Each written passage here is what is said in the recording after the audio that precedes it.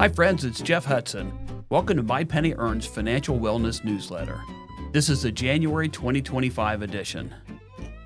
Have you left some retirement money behind? Are you a risky investor? And do you have the post-holiday credit card blues? These are the stories we'll discuss in this episode. First, did you leave some money behind? You may have more retirement savings than you know.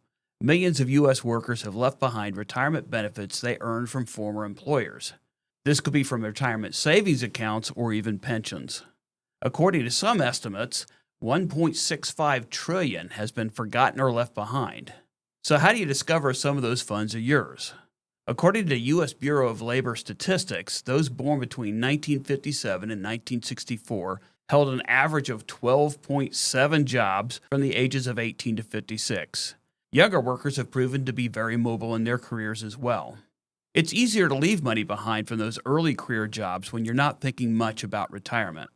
So get started by listing out your former employers. Do you remember if you were part of their retirement savings plan or pension? If not, contact them and find out. And there's another way. The U.S. Department of Labor's Retirement Savings Lost and Found database went live at the end of 2024. While it's still a work in progress, it's definitely worth checking out. Go to lostandfound, all one word, lostandfound.dol.gov for simple instructions on accessing the database. So what if you find a missing account? If you found a missing retirement savings account or even have a known one from a former employer, you may wish to consider the merits of putting the funds all in one place. Contact a counselor at your current retirement savings plan to explore the merits of rolling those funds into your account. When you're ready to consider how to turn those savings into the retirement you've earned, log in and check out the 60-minute Managing Your Retirement Income workshop on My Penny Earned. Next, let's look at investment risk. How risky are you? Have you ever participated in a charity raffle, one in which there was one chance at a big prize, perhaps a new car, and many chances at smaller ones, such as a fruit basket? Raffles are about making risk-based choices regarding an amount of money you can afford to lose, a small charitable contribution. Investing for retirement has one thing in common with raffles: our comfort with taking financial risks with the possibility of both gains and losses. Depending on our relationship with money, how much we have and what we learned about it as children, we may be willing to risk losing some today in the hope of gaining more tomorrow. So let's consider your investment experience.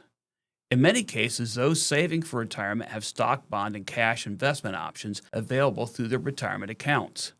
The more informed or experienced you are in investing, the more confident you may feel in deciding how much of your retirement dollars to place in which option. We're all familiar with the idea that the market, including our investments, can have periods of increase and times of loss. Your comfort with the possibility of losing money may be offset by your acceptance that you could gain more over time.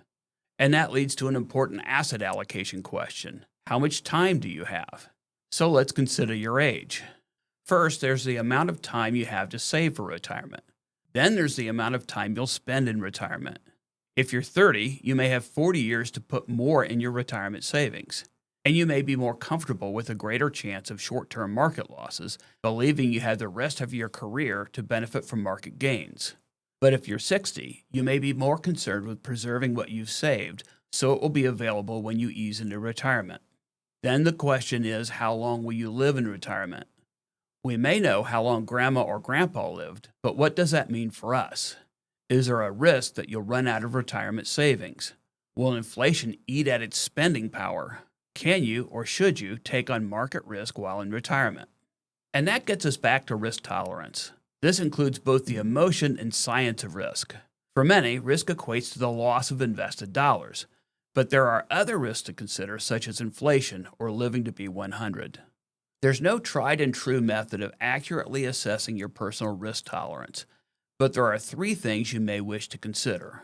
First, take the 13-question risk tolerance assessment available with this newsletter posted to mypennyearned.com. Second, log in and review the Managing Your Retirement Income course on My Penny Earned. Despite its name, it's among younger workers' most requested courses. Third, schedule a conversation with your retirement counselor or advisor. Discuss what you learned about yourself from the risk tolerance assessment. Review your financial goals and how much time you had to achieve them, and discuss your preferred style when it comes to managing your retirement savings. Would you rather do it yourself, get a little help, or turn it all over to an expert? Finally, it's a new year and it's a good time to ask, do you have post-holiday credit card blues? As you consider your next credit card payment, do you have spending regrets? If so, you're not alone. More than a third of Americans took on credit card debt in the just ended holiday season, with many spending more than they planned to, according to a LendingTree survey. Nationally, credit card balances grew by $24 billion during the holiday season, according to the Federal Reserve Bank of New York. So you may ask, how can I get my credit card debt back under control? For many, the painful burden of credit card debt was already there. Holiday giving simply made it worse. So while you have some regrets about your holiday spending, this actually can be helpful. In his book, The Power of Regret, How Looking Backward Moves Us Forward, author Daniel Pink found regret can be valuable. He says it clarifies, it instructs. Done right, it needn't drag us down. It can lift us up. So how can it lift us up? By giving us lessons that motivate us to take action. Harness that regret with a little effort and determination to tackle debt issues and stay financially healthy. Log into MyPennyEarn's Managing Credit Card Debt for 5 simple steps to ease credit card pain. These include creating a credit card list, understanding your minimum payments, tapping the credit card brakes, how to pay them off, and most importantly, how to avoid losing hope as you do so. Thank you for joining me. Remember, My Penny Earned is a retirement and financial education service of Relational Gravity. The content of this newsletter is for educational purposes only. You shouldn't construe any information provided as retirement, financial, or investment advice. Any decision in connection with your funds, investments, or transactions must not be made solely on the content of this service. You should consult your financial advisor before taking any action.